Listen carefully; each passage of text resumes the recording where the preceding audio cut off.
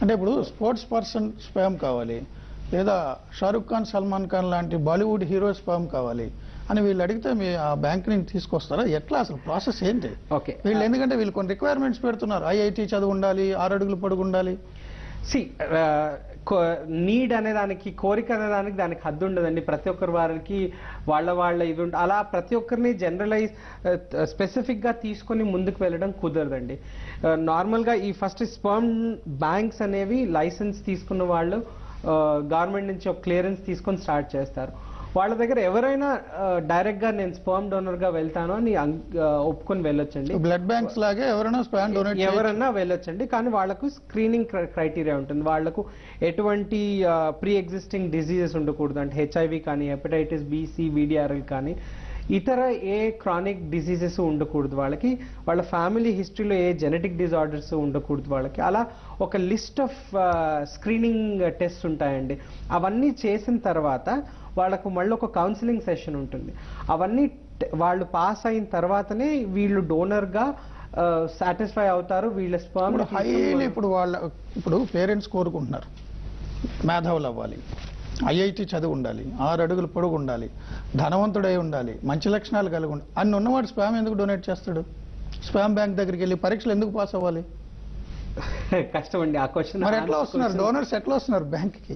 ఇప్పుడు ఐఐటిఎన్ కావాలి, ఐఐటిఎన్ 20,000 ఇస్తే స్పామ్ డొనేట్ చేస్తాడా? ఇదే పని అని కాదండి, అది ఎవరిది వ్యక్తిగత.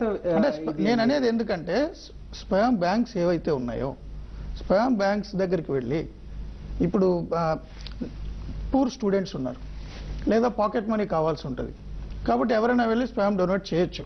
మీరు చెప్పిన ఆ లక్షణాలు హెచ్ఐవి ఇవన్నీ ఏం లేకపోవచ్చు. సో ఇప్పుడు డబ్బుల కోసం ఎవరు కిడ్నీలు, బ్లడ్ ఎలా అమ్ముకుంటున్నారు, అలాగే కొంతమంది పూర్ స్టూడెంట్స్ కానీ లేదా డబ్బు అవసరమైన వాళ్ళు కానీ స్పామ్ డొనేట్ చేయొచ్చు. సో అనానిమిటీ అంటున్నారు కాబట్టి అతను 6 అడుగులు ఉంటాడని రాయొచ్చుగా బ్యాంకు, ఐఐటి చదువు ఉంటాడని రాయొచ్చుగా. అందుకే అండి లైసెన్స్డ్ చేసిన అండ్ మీరు స్టార్ట్ చేయాలంటే మీకు లైసెన్స్ ఉండాలి అండ్ వాళ్ళకి రెగ్యులర్ ఆడిట్స్ ఉంటాయి. సో ఒక బాడీ ఉంటుంది వాళ్ళని రెగ్యులర్గా వెళ్ళి అది చెక్ చేయడానికి. అండ్ ఫ్యూచర్లో ఎటువంటి ప్రాబ్లం వచ్చినా వాళ్ళు లీగల్ డిస్ప్యూట్ తీసుకుని రావచ్చండి. అప్పుడు ఈ యొక్క డోనర్ది కంప్లీట్ డీటెయిల్. లీగల్ డిస్ప్యూట్ అంటే ఎట్లా అంటే సార్, డాక్టర్ గారిని అడిగేది అత్యంత మేధావి కావాలని వాళ్ళు అడిగారు. చెన్నై దంపతులు ఐఐటి అని అడిగారు. అట్లాగే ఎవరిని ఐఐటి అని అడిగారు అనుకోండి, వాడి కొడుకు ఐఐటి చదివే అంత తెలివితేటలు ఉండాలని వాళ్ళు ఎక్స్పెక్ట్ చేస్తారు. వాడి ఓనమాలు రాకపోతే మళ్ళీ మిమ్మల్ని సూ చేయొచ్చా, బ్యాంకుని సూ చేయలేరండి. పండిత పుత్ర పరమ సుట్ట అంటారు కదా జనరల్ గా. నిజంగానే చాలా అద్భుతమైన పండితుల యొక్క పుత్రులు అంత స్థాయిలో లేరు. మహా హీరోలు ఉన్నారు, వాళ్ళ పిల్లలందరూ హీరోలు కాలేదు. గాంధీ కొడుకు గాంధీ అంత కాలేదు, అరిస్టాటిల్, ఐన్స్టీన్ కొడుకులు అంత అవ్వలేదు. వాళ్ళు ఎక్స్పెక్ట్ ఇప్పుడు తెల్లగా కావాలన్నారు, నాలాగా నల్లగా పుట్టాడు అనుకో, ఎవరిని షూ చేస్తారు? ఎవరిని చేయలేరు. జెనెటికల్ గా తండ్రి లక్షణాలు వచ్చేస్తాయి పిల్లలకి.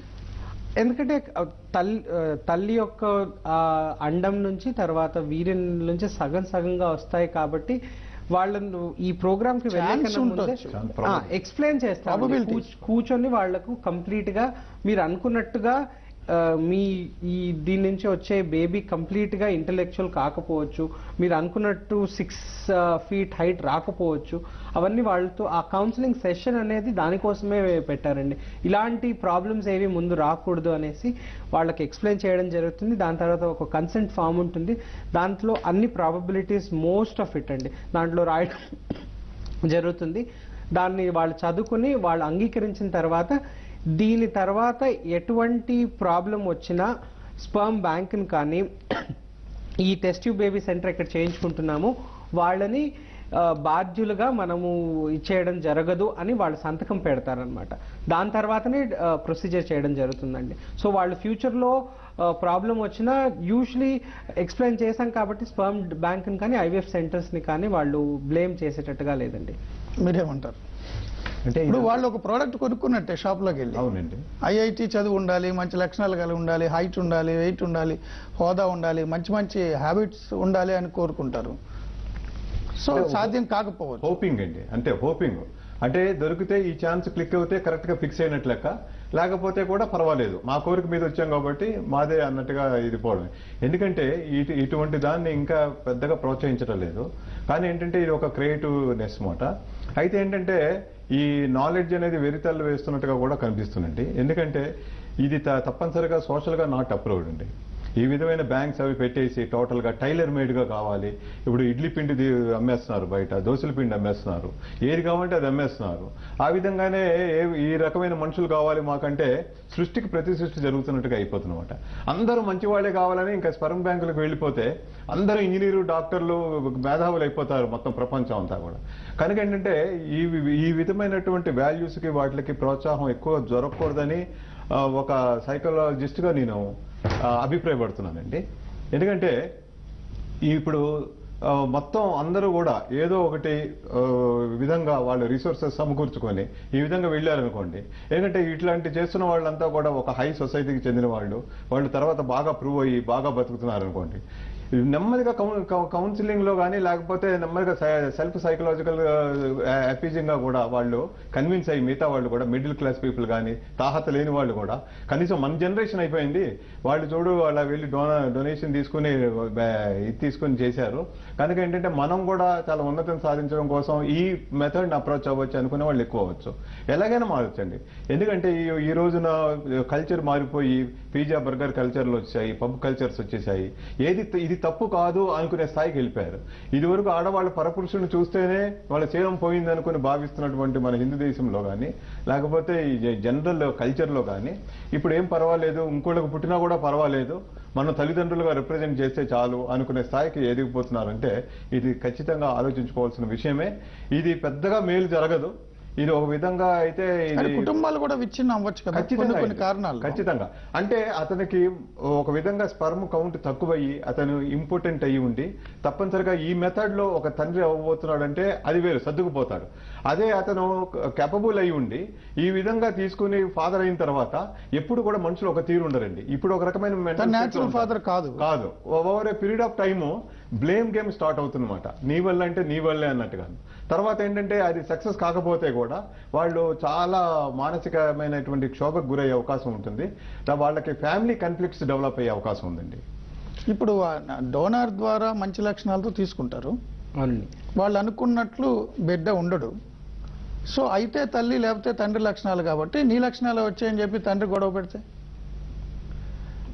నేను ఐఐటి డోనర్ని తీసుకొచ్చాను స్పామ్, వీడికి చదువు రావట్లేదు కాబట్టి సగం 23 క్రోమోజోమ్స్ నీవే అని చెప్పి, లేదా గొడవలు వచ్చి ఒకళ్ళ మీద ఒకరికి అనుమానాలు వచ్చి అది అయ్యే అవకాశం ఉందండి.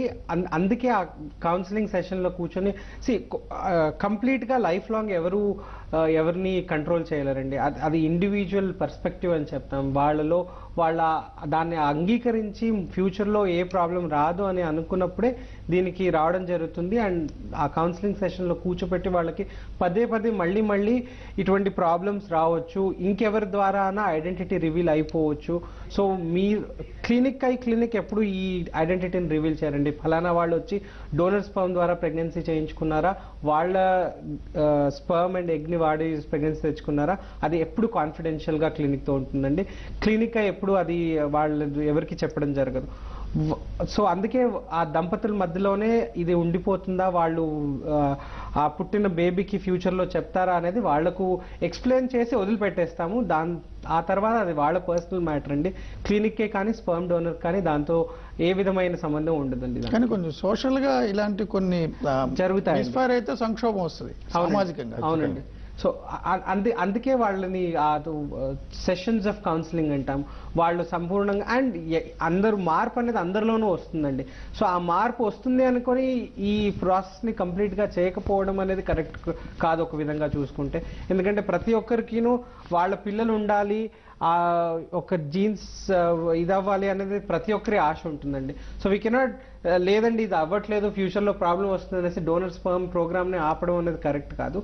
దానికి ఆల్టర్నేటివ్ ఏంటంటే వాళ్ళని కూర్చోడము, వాళ్ళకి ఎక్స్ప్లెయిన్ చేయడం అండ్ వాళ్ళు మారుతారు అంటే దట్ ఈస్ దేర్ పర్సనల్ ఇదండి. పూర్వం దేవలోకాల్లో సంక్షోభం వచ్చినప్పుడు ఒక రాక్షసులు వాళ్ళు పుట్టినప్పుడు ఈ రాక్షసి వరం పొందాడు, ఇతన్ని చంపడానికి ఈ ట్రైట్స్ ఉన్న వాళ్ళు పుట్టాలి అంటే శివుడి దగ్గరికి వెళ్ళి ఆయన వీర్యంతో జన్మించడము, లేకపోతే విష్ణుమూర్తి వీర్యంతో జన్మించడం అలా జరిగేది.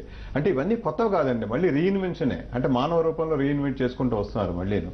అంటే ఏంటంటే మా వంశాన్ని ఉద్ధరించాలంటే ఇంత మేధావి ఉండాలి, ఇంటెలిజెంట్ అయి ఉండాలి. ఇప్పుడు ఐఐటిఎన్స్ వీళ్ళంతా మ్యాథమెటిక్స్, ఫిజిక్స్ ఇలాంటి సైన్సుల్లో బాగా మేధస్సు ఉంటుంది కనుక ఏంటంటే మా వంశానికి ఘనత వస్తుంది. కానీ కాన్ఫిడెన్షియల్ కూడా ఈ బ్యాంక్స్ కానీ ఈ క్లినిక్స్ కానీ చెప్పవు కాబట్టి కాన్ఫిడెన్షియల్. సంఘంలో వాళ్ళకు ఒక గౌరవం, ఒక స్టేటస్, ఒక ప్రెస్టేజ్ వస్తుంది. కనుక ఏంటంటే వీళ్ళంతా కూడా దీనికి మెంటల్గా ఎగ్రీ అయిన వాళ్ళు కూడా ఏంటంటే కేవలం సెక్స్ అనేది పెద్ద పాడైపోయే ఇది కాదు, భార్య భర్తలే కాదు ఎవరితో అయినా కూడా పర్వాలేదు, కావాల్సింది ఏంటంటే మన స్టేటస్, మన మంచి గౌరవం నిలపాలి. కనుక ఏ విధంగా గర్భవతి అయినది కాదు, లేకపోతే ఏ విధంగా కన్నామని కాదు. కనుక ఏంటంటే మనకు మెయిన్గా కావాల్సింది స్టాటస్, ఐడెంటిటీ, ప్రెస్టేజ్ అనుకుంటూ ఈ ఏర్పాట్ల మీద ఎక్కువగా వాళ్ళు కాన్సన్ట్రేట్ చేశారండి. దానివల్లనే ఇలాంటి ప్రయత్నాలు జరుగుతున్నాయి. ఒక చిన్న బ్రేక్ తీసుకుందామండి. బ్రేక్ తర్వాత చర్చ కంటిన్యూ చేద్దాం. Keep watching ABN Andhra Jyothi.